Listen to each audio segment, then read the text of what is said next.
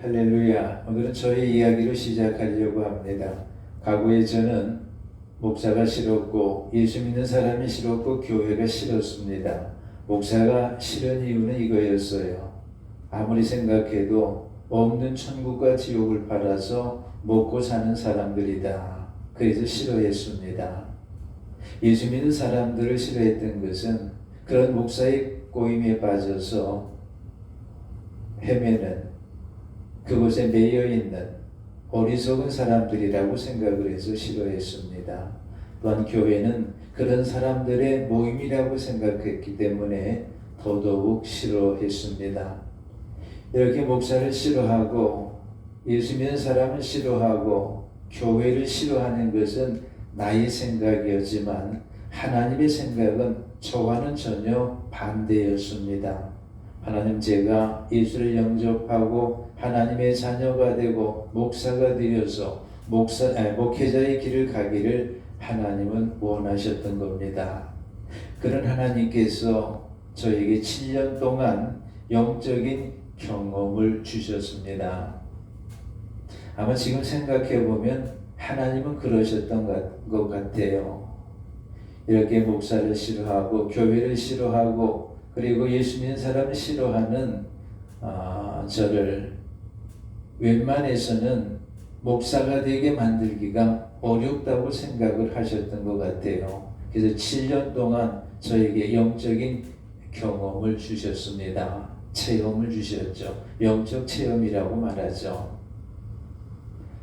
어느 때는 지옥을 보여주시면서 그 지옥의 불구덩이 속에서 고통당하고 있는 그런 사람들의 모습을 보여주셨습니다. 참으로 끔찍했습니다. 어두컴컴한 곳에서 유황불 같은 파란 불이 올라오기도 하고 또 어느 구덩이 속에서는 빨간 불이 올라오기도 하고 또 어느 구덩이 속에서는 회색 불이 올라오기도 했는데요. 그 안에서 많은 사람들이 그 불 속에서 마치 구더기가 꾸물꾸물하는 것 같이 그 안에서 고통을 당하는 모습을 보여주셨습니다. 또한 어느 때는 악한 영들이 다른 모습으로 변형되어지는 것을 보여주셨습니다. 또한 어느 날에는 온 세상에 많은 악한 영들이 존재하고 있는 것을 보여주셨습니다. 보니까요, 길거리에도 꽉 차 있어요. 집안에도 꽉 차 있어요. 지붕 위에도 있습니다. 온 세상이 악한 영들로 들끓는 모습을 볼 수가 있었습니다. 또한 그 악한 영들이 어느 날 투덜대면서 나가는 모습을 보여주시기도 했습니다. 또한 어느 날은 천국에서 사람들이 누군가를 기다리고 있는 모습을 보여줬어요. 한참을 보고 있다 보니까는 이 사람들이 실망을 하는 거예요. 왜 실망을 하는가 봤더니 그날 어느 분이 그곳에 들어온다고 생각을 하고 그리고 기다리고 있었는데 그분이 그곳에 들어오지 않는 거예요. 그래서 그들이 실망하는 모습을 보았습니다. 이외에도 하나님께서는 저에게 수많은 영적인 체험을 주셨습니다. 또한 당시로서는 잘 알지도 못했는데 저에게 방언의 은사를 주셨고 또 신유의 은사를 주셨고 이런 은사들을 저에게 허락해 주셨습니다. 그러던 어느 날 하나님이 저에게 임하신 것을 알게 됐습니다. 성령이 임하신 거죠. 몸이 뜨거웠어요. 불같이 달아올랐습니다. 그리고 나서 저는 예수를 영접하게 되었고 그리고 예수를 영접하고 성경을 펼쳐보니까는 성경 속에 제가 경험했던 일들이 그대로 기록된 것을 보고 놀랄 수밖에 없었습니다. 그러므로 저는 보지 않고 믿는 믿음을 가진 사람이 아니라 보고 믿는 믿음을 가진 사람이라고 말할 수 있어요. 그래서 저는 어디 나가서 제 믿음을 자랑할 수가 없습니다. 주님이 그렇게 말씀하셨죠. 보고 믿는 자보다 보지 않고 믿는 자들이 복되다라고 말씀하셨기 때문이에요. 그래서 저는 어디를 가서도 저의 믿음을 이야기할 수 없고 또 저의 간증을 웬만해서는 남에게 하지 않습니다. 제가 지금 말하고 싶은 것은 저의 영적인 체험을 말하려고 하는 것이 아니에요. 제가 과거에 이런 일이 있었다라고 하는 것을 간증하기 위한 것이 아닙니다. 제가 오늘 여러분에게 말하려고 하는 것은 그런 것들이 아니라 내가 비록 하나님께 주시는 영적인 체험을 통해서 내가 그것을 보고 그리고 예수를 영접하게 되었고 그리고 목사가 되었지만 만약에 하나님께서 그 당시에 하나님이 나에게 임하시고 그래서 내가 예수를 믿게 되고 그리고 성경을 펼쳐볼 그때에 하나님이 저에게 한 가지의 조건을 주셨다라고 하게 되면 저는 아마도 이 세상에서 가장 고민스럽고 가장 고통스러운 사람이 될 수밖에 없었을 것이라고 하는 것을 오늘 여러분에게 말하고 싶은 겁니다. 무슨 뜻이냐 하면 제가 그 믿음을 갖게 되었지만 하나님께서 만약에 저에게 아주 쉬운 한 가지 행위를 저에게 요구하시고 그리고 내가 그것을 지키게 되면 내가 너를 구원해 주리라, 내가 너를 축복해 주리라고 한다고 하게 되면 저는 자신이 없었습니다. 왜 그럴까요? 만약에 하나님께서 내가 아침에 일어나서 물 한 잔만 먹으면 내가 너를 구원하고 축복해 주리라고 하더라도 깜빡해서 못 먹을 수도 있고 또한 내가 중병에 걸려서 못 먹을 수도 있고 또 내가 잠깐 어떤 일로 정신이 좀 빼앗겨서 못 먹을 수도 있고 또 어떠한 다른 요인들로 인해서 하나님이 제시하신 가장 쉬운 행위지만 그 행위를 나는 일평생 지킬 수 없다고 생각을 했기 때문입니다. 그래서 저는 만약에 하나님께서 아침에 일어나서 물 한 잔 먹는 그 행위를 나에게 요구하셨다라고 하더라도 그렇다면 저는 고민스러운 사람, 아마 가장 세상에서 고통스러운 사람이 되었을 겁니다. 왜 그래요? 지키지 못할 것이 뻔하기 때문이에요. 그렇습니다. 하나님 우리에게 가장 쉬운, 내가 할 수 있는 가장 쉬운 일이 뭐냐? 내가 그 일을 하게 되면 내가 너를 구원하고 너를 축복하리라.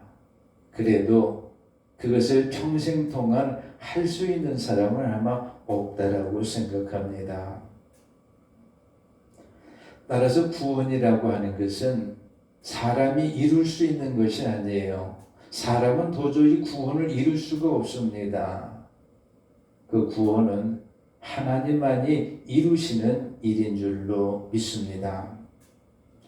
근데 우리가 얼마나 감사한 일입니까? 하나님께서는 우리에게 어떠한 행위를 요구하시지 않았어요. 아침에 일어나서 물 한 잔 먹으라라고 하는 그런 아주 쉬운 한 가지라도 우리에게 요구하지 않으셨습니다. 다만 우리에게 요구하시는 것은 내가 믿음을 가지다라고 하는 거예요. 내가 믿음만 가지면 내가 너를 구원하고 내가 너를 복 있게 하라고 하는 것이 우리 하나님이셨습니다. 얼마나 감사한 일입니까? 더 감사한 일은 뭡니까? 그 믿음이 내 안에서 만들어지는 것이 아니라 내가 만들 수 있는 것이 아니라 하나님께서 성령을 통해서 우리에게 나에게 주셨기 때문입니다. 이와 같은 사실을 고린도전서 12장 3절에서 이렇게 말씀하고 있죠. 성령으로 하지 아니하고는 누구든지 예수를 주시라 할 수 없느니라. 그렇습니다.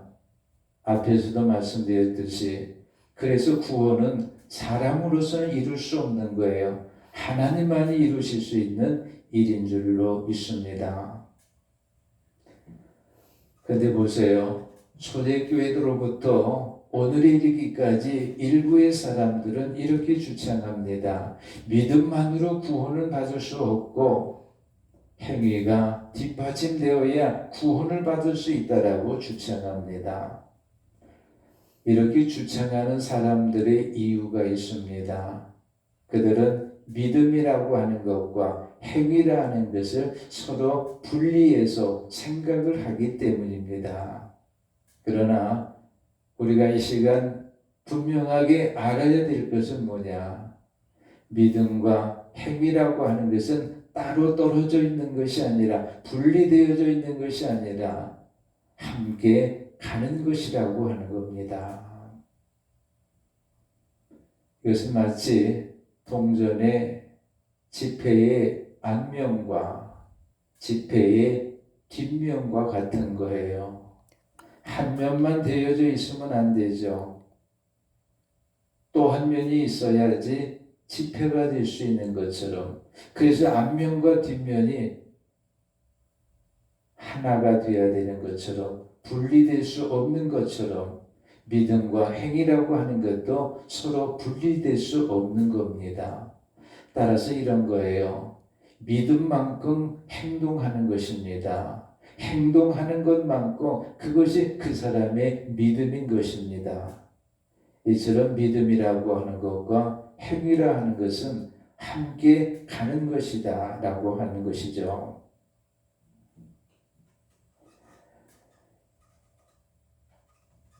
만약에 우리가 믿음을 가지고 살지 아니한다고 하게 되면 우리는 하나님의 말씀을 수용할 수가 없습니다.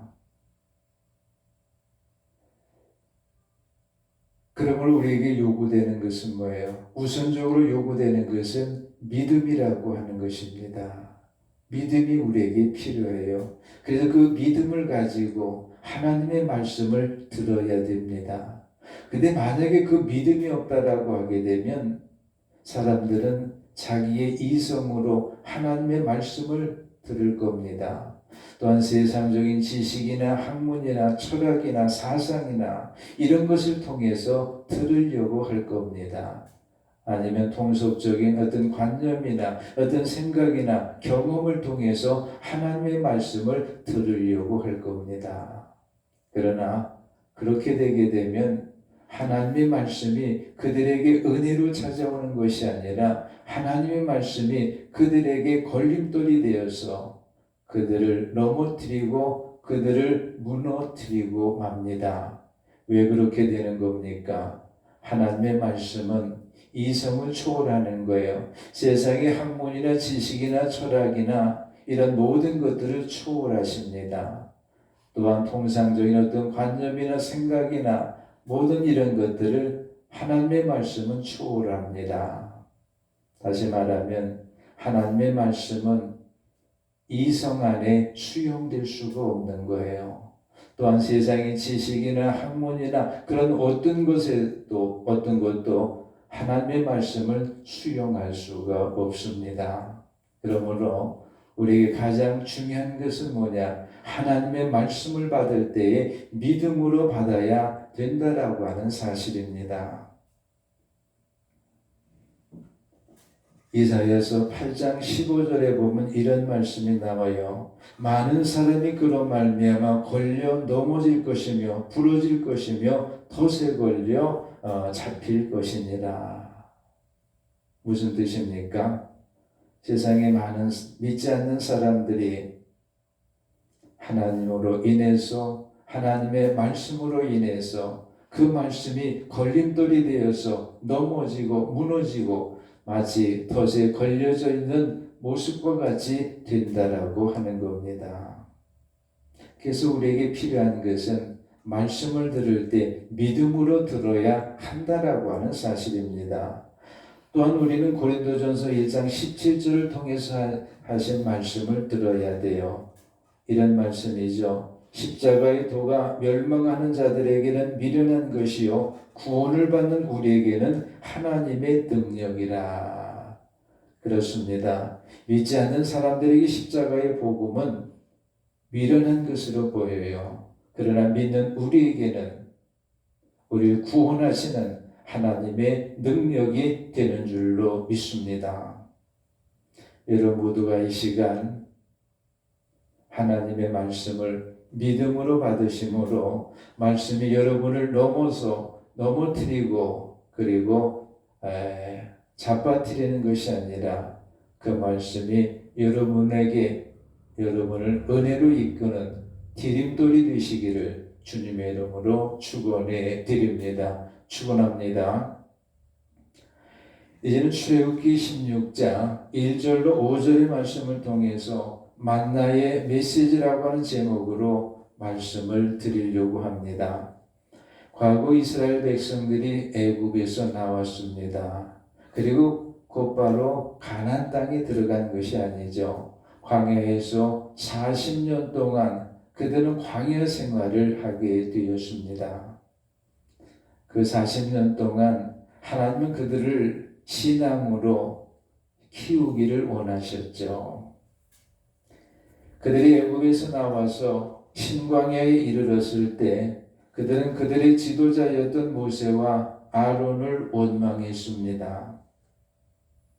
그런데 사실 그들이 원망한 것은 모세와 아론이 아니죠. 하나님을 원망한 겁니다. 왜냐하면 이스라엘을 애굽에서 구출한 것은 표면적으로는 모세와 아론일지라도 그러나 실제는 하나님의 능력을 통해서 하나님께서 이끌어 내신 것이기 때문입니다. 그래서 그들의 원망은 하나님을 향한 것이었습니다. 이런 사실을 모세도 오늘 성경 본문 넘어 8절에서 이렇게 밝혀주고 있습니다. 너희 원망은 우리를 향함이 아니요 여호와를 향하여 함이로다. 그렇습니다.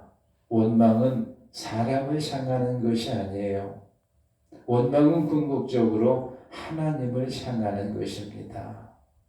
내가 어떤 사람을 원망한다라고 하는 것은 결국 그 사람을 지으신 하나님에 대한 원망과 같은 거예요. 그래서 믿는 우리는 원망하는 사람이 아니라 감사하는 저와 여러분 되어야 될 줄로 믿습니다. 당시 그들이 원망했던 이유가 있죠. 오늘 성경 본문 3절에서 그 내용을 이렇게 기록하고 있습니다. 우리가 애굽 땅에서 고기 가마 곁에 앉아 있던 때와 떡을 배불리 먹을 때에 여호와의 손에 죽었더라면 좋았을 것을 너희가 이 광야로 우리를 인도하여 내어 이 온 회중이 줄여 죽게 하는구나. 이것은 이스라엘 자손이 하나님을 저버리는 모습을 담고 있습니다. 그래서 그들은 이렇게 말해요. 우리가 과거 애굽에서 종살이 했을 때에 우리가 떡을 배불리 먹고 고기를 배불리 먹었는데 그때가 참 좋았노라고. 사실 이것은 미화해서 말하는 거죠. 왜냐하면 그들은 지배자들의 떡을 구워주고 지배자들의 고기를 구워주면서 아마 떨어지는 부스러기를 먹기는 했을 겁니다. 그러나 그들이 만족하게 지배자들처럼 떡과 그리고 고기를 마음껏 먹을 수 있는 그런 것은 아니었습니다. 다만 그들이 원망하다 보니까 지난 날을 미워해서 그렇게 말한 것뿐이죠. 또한 그들은 이렇게 말합니다. 차라리 그때 떡을 배불리 먹고 고기를 배불리 먹을 때에 화덕에 있을 때에 우리가 하나님의 손에 죽었더라면 편할 텐데 왜 우리가 애굽에서 나와 이 광야에서 왜 우리가 먹을 것이 없어서 줄여 죽게 되는가? 차라리 그때 하나님의 손에서 죽었던 것이 나았던 것이 아닐까. 이게 바로 이스라엘 백성들이 하나님을 원망했던 내용입니다. 따라서 그들은 종되었던 애굽에서 자신들을 구원해 주신 하나님에 대해서 감사하기보다는 오히려 적반하장으로 지금 원망을 하고 있는 겁니다. 우리 이런 사람들을 가리켜서 기회주의자들이라고 말하죠. 기회주의자들은 받은 은혜에 대해서는 안중이 없습니다. 오직 현재의 평안함만을 추구하는 거죠.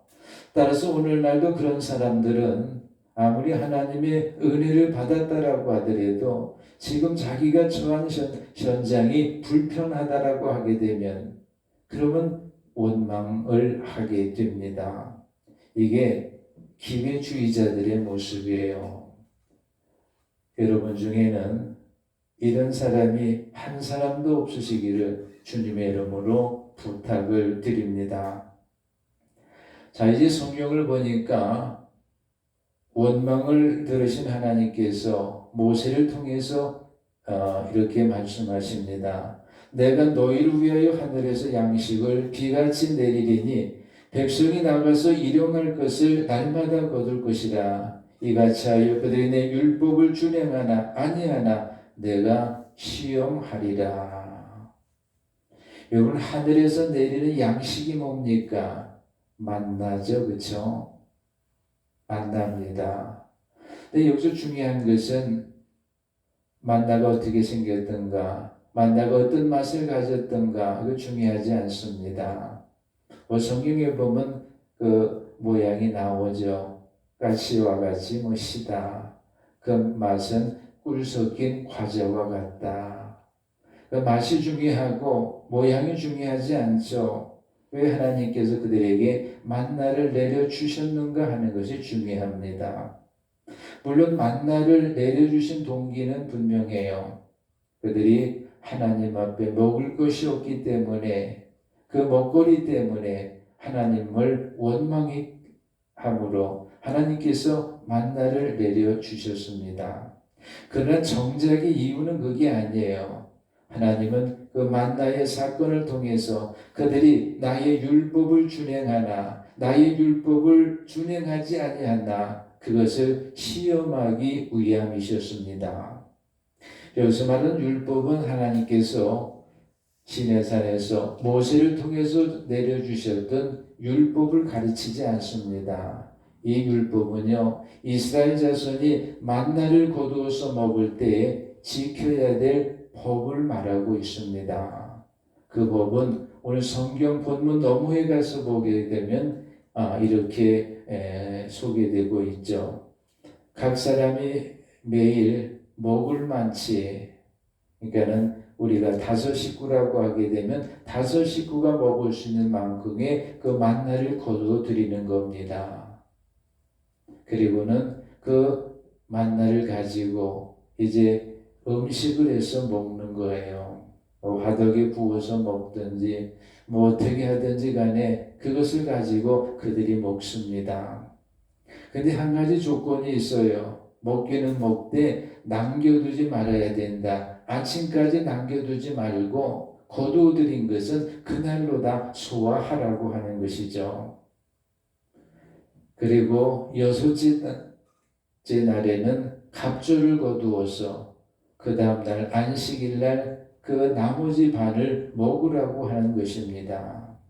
이게 하나님이 만나를 통해 주신 하나님의 법이에요. 그런데 만약 그들이 이것을 지키지 않게 되면, 그래서 아침까지 남겨두게 되면, 그러면 벌레가 나고 그리고 냄새가 나서 만나는 먹을 수 없는 양식이 되어버리고 맙니다.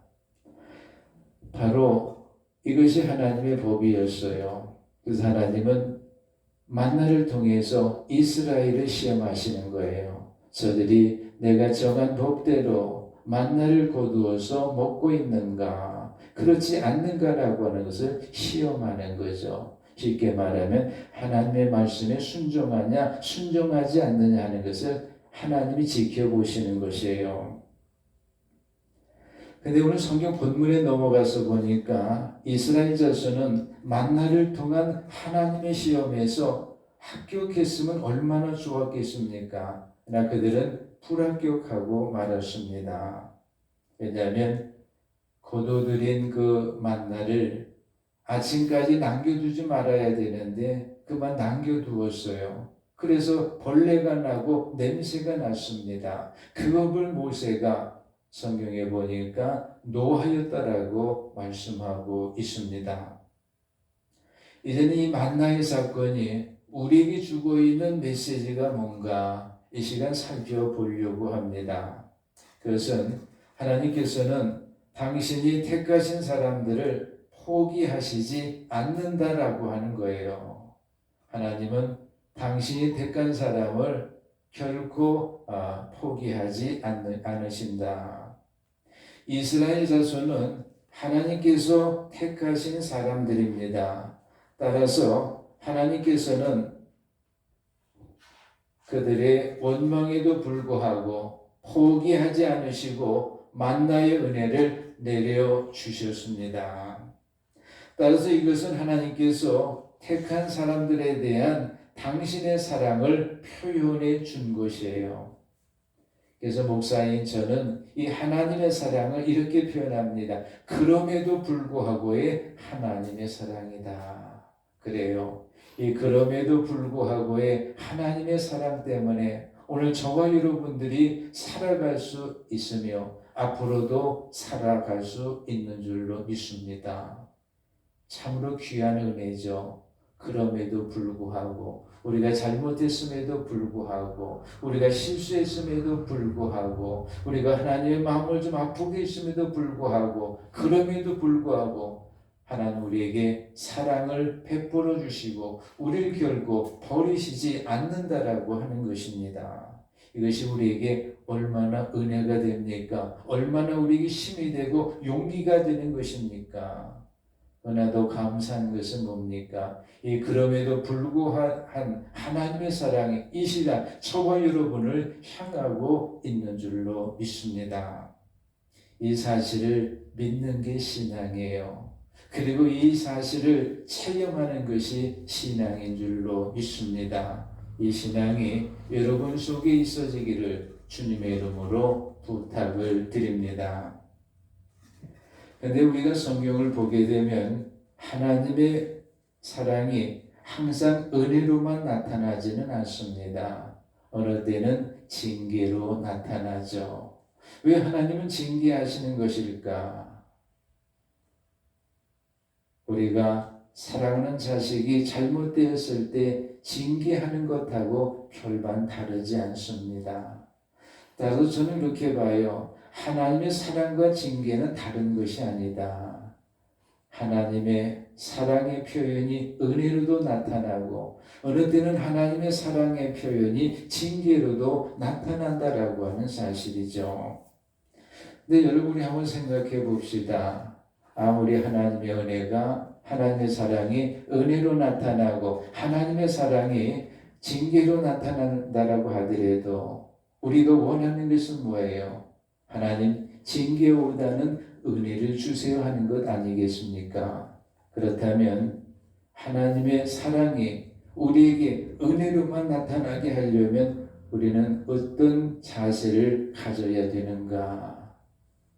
그 자세는 바로 하나님을 사랑하되 그 하나님을 두려워할 줄 아는 거예요. 사랑은 다 그렇습니다. 사랑하면 두려워져요. 그래서 사랑하는 상대가 나를 어떻게 생각할까 늘 두려워합니다. 내가 머리 스타일을 바꿨어요.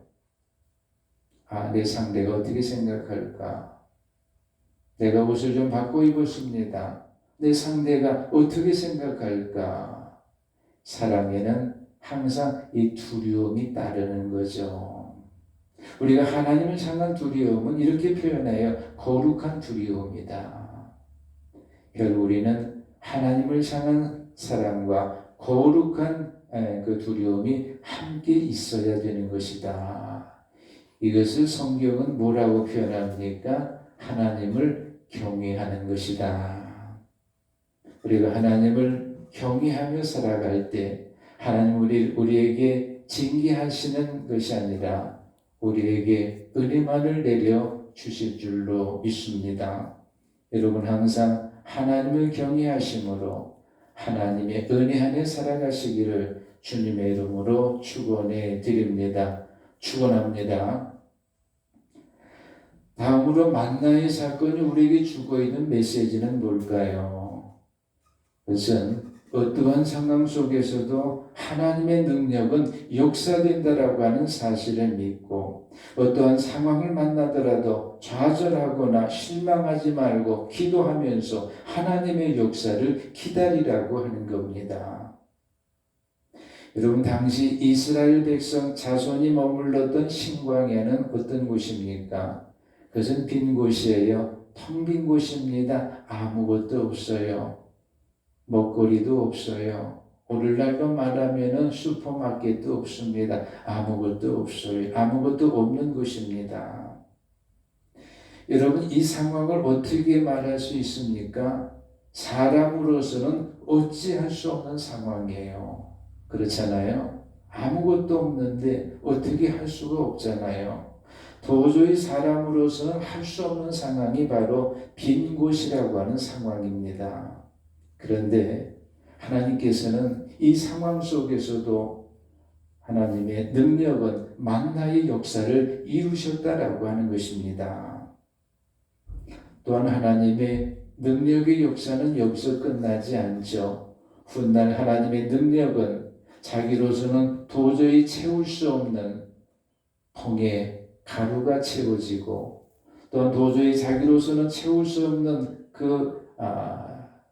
그릇에 기름이 채워지는 역사를 이루십니다. 누구에게 행하셨죠? 사르밧 여인에게 행하셨습니다. 여자는 가뭄 속에서 아무것도 얻을 것이 없었어요. 그러나 하나님께서는 그 상황 속에서도 하나님의 능력으로 그의 통에 가루를 채워주시고 또한 그의 그릇에 기름을 채워 주셨다라고 하는 것입니다.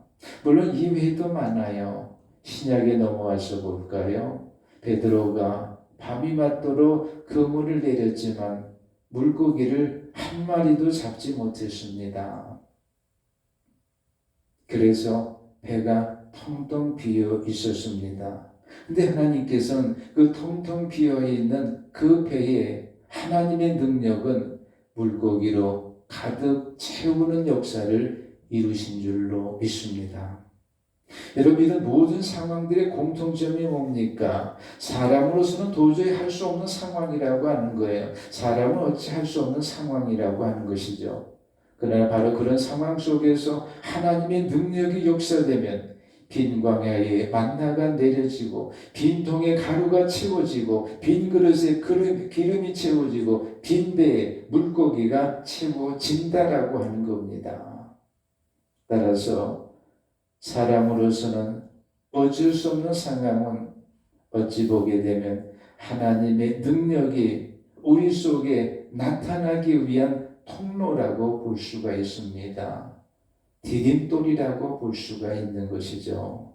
그러므로 우리는 어떤 상황을 만났다라고 하더라도 좌절하거나 실망하지 말고 어떤 상황 속에서도 역사하시는 하나님의 역사를 믿어야 될 줄로 믿습니다.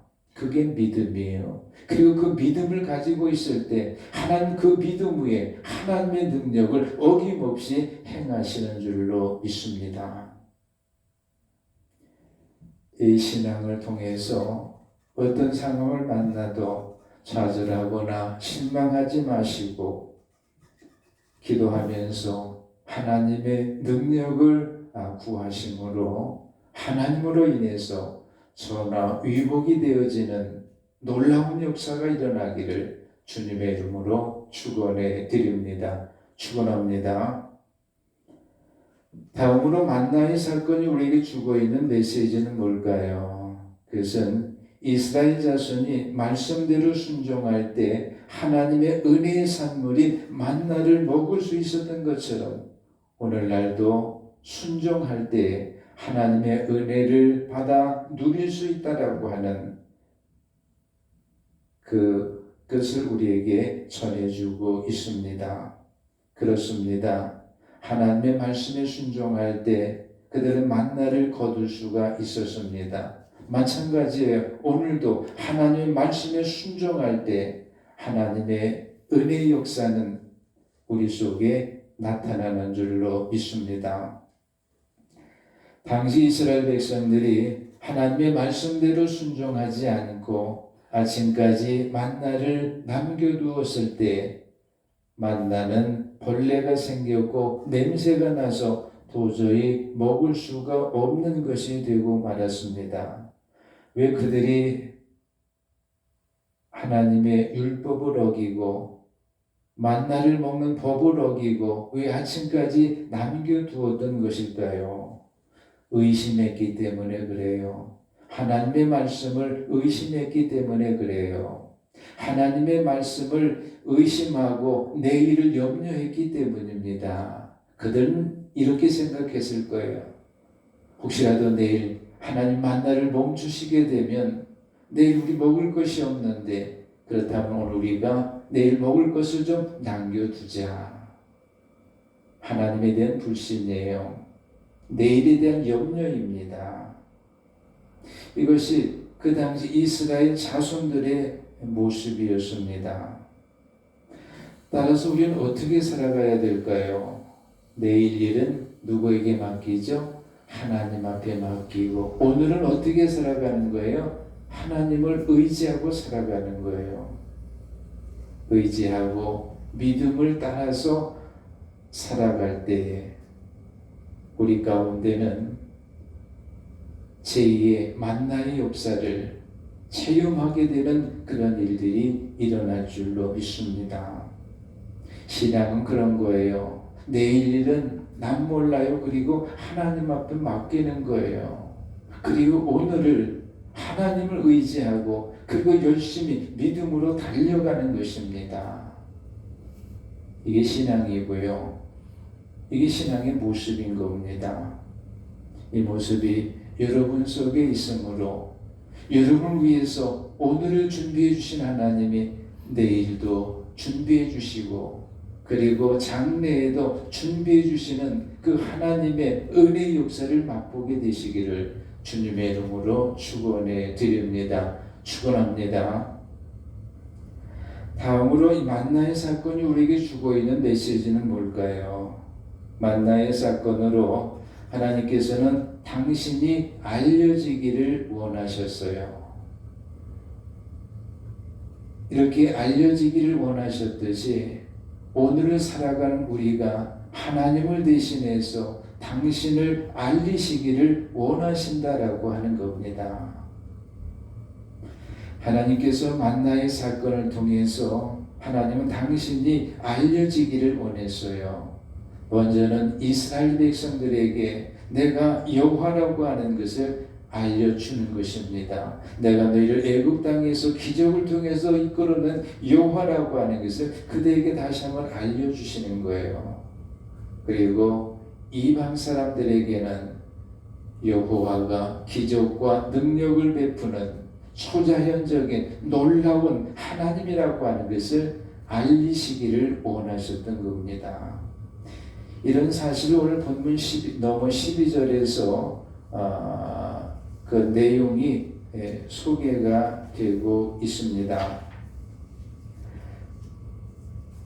본문에 보면 이렇게 기록되죠. 아침에는 너희가 배부르려니 내가 여호와 너희의 하나님인 줄 알리라.